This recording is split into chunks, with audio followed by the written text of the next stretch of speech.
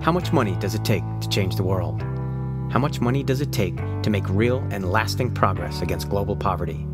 Would $1 billion be enough? 100 billion? For one man, it took just $27. $27 and a simple but compelling idea. That man is Muhammad Yunus, and his idea started a global revolution that has brought hope, opportunity, and pride to some of the poorest people on earth. So, who is Muhammad Yunus, and what was his idea? To understand Muhammad Yunus, you need to know where he comes from: Bangladesh. Although Bangladesh is a beautiful country with a rich culture, it is one of the poorest and most densely populated nations in the world. Muhammad Yunus was born in Bangladesh in 1940, and he was affected by the dramatic conditions there. But unlike so many of his fellow Bangladeshis, Muhammad Yunus was not born into poverty, which gave him access to important opportunities. As a result, he was able to go to good schools, get a quality education, and even go to college. Eventually, he won a scholarship to study economics in the United States. While Muhammad lived in the United States, he witnessed something there that changed his life. He saw the historic struggles of the civil rights movement up close, and he was deeply affected. Muhammad was particularly inspired by the movement's powerful commitment to social justice, and it stayed with him. When Muhammad went back to Bangladesh, he continued to be profoundly concerned about issues of justice, especially poverty. And as an economist, he wondered why. Why was there so much deprivation in his country? Why were so many people living in so much misery? He quickly realized that unemployment was not the problem. In fact, most of the people living in poverty in Bangladesh were working. They worked full-time at back-breaking jobs. The real problem was wages. Muhammad Yunus came to a profound conclusion about poverty. What creates poverty?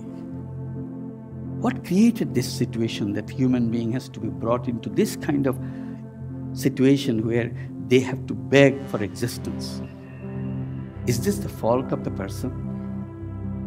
Repeatedly I come to the same conclusion. There is nothing wrong with the people. Poverty is not created by the poor people. Poverty is created by the system that we have built, the concepts that we have created. That's what created poverty. As Professor Yunus studied the problem, he began to focus more and more on the issue of credit and the ability to get loans. With wages so low in Bangladesh, he realized the poor could never save up enough money to change their lives. The only way to rise out of poverty was to get access to capital.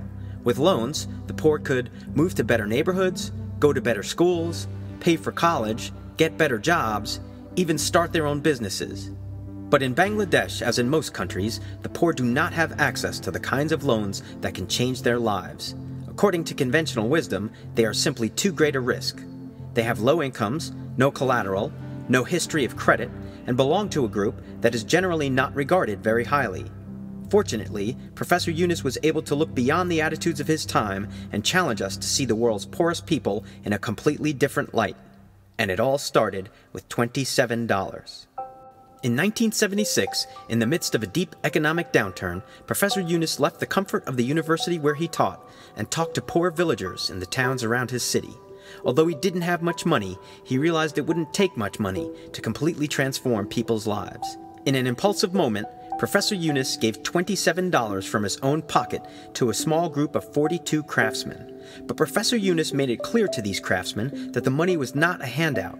He believed that charity only makes the poor dependent and vulnerable. Instead, it was to be a loan that they would have to pay back. And they were more than happy to comply. These craftsmen used the money to buy the supplies they needed to make and sell small crafts. They started their own business and paid back every single penny. And that's when Muhammad Yunus had his revolutionary insight. He realized that the smallest of loans could dramatically change the lives of the poor. In many cases, they just needed a little bit of cash to get some resources, materials for a small startup business that could give them a fighting chance. However, Professor Yunus knew that there was not a single bank in the country that would risk lending to the rural poor. So he took matters into his own hands, and this was the step that would start a revolution. Professor Yunus started his own bank, the Grameen Bank, focused on helping the poor, and he soon realized the demand for help was extraordinary. The Grameen Bank loaned small amounts of money, microloans, to a wide range of poor Bangladeshis, including farmers, craftsmen, and women, people who could not traditionally get loans. Some villagers bought dairy cows, then sold the milk to their neighbors, creating small sustainable businesses. Others used the money to open grocery stores or buy materials for making furniture. And then in some villages, people took out group loans to construct hand-powered wells that helped supply drinkable water for the entire community. In all of these cases, the benefits rippled throughout the village. Professor Yunus reinvented banking and got rid of as many traditional requirements as he could. He specifically designed his bank to work as well as possible with the poor, whatever it took. If a requirement blocked out the poor, he simply got rid of it. No collateral, no credit checks, not even a written contract. It was revolutionary. The system is based entirely on trust, and the amazing thing about it is that it works. According to bank officials, 97% of the loans given out to the poor are paid back in full, a payback rate that has confounded the expectations of conventional bankers. Over the years, the bank has given out more than $13 billion in loans to over 8.4 million borrowers, helping to improve communities all across rural Bangladesh. And the system is clearly working. Since 1992, the poverty rate in Bangladesh has dropped from a staggering 56% to just 31% today. While the poverty rate is still high, it is moving in the right direction. The basic belief of Muhammad Yunus is simple. Poor people have enormous untapped potential. And by lending them money, we help them break the cycle of poverty, and we can empower them to become constructive and contributing members to society in a way that benefits the entire nation and perhaps the world. The poor don't have to be a burden. In fact, they can be an incredible resource. It is a powerful idea and one that has proved to be extremely successful. Muhammad Yunus created a worldwide movement. There are now numerous banks that specialize in microloans, and there are microcredit programs in nearly 100 countries all across the world.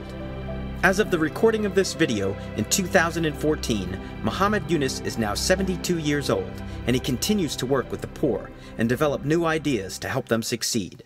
He is a revolutionary thinker and a role model for our time.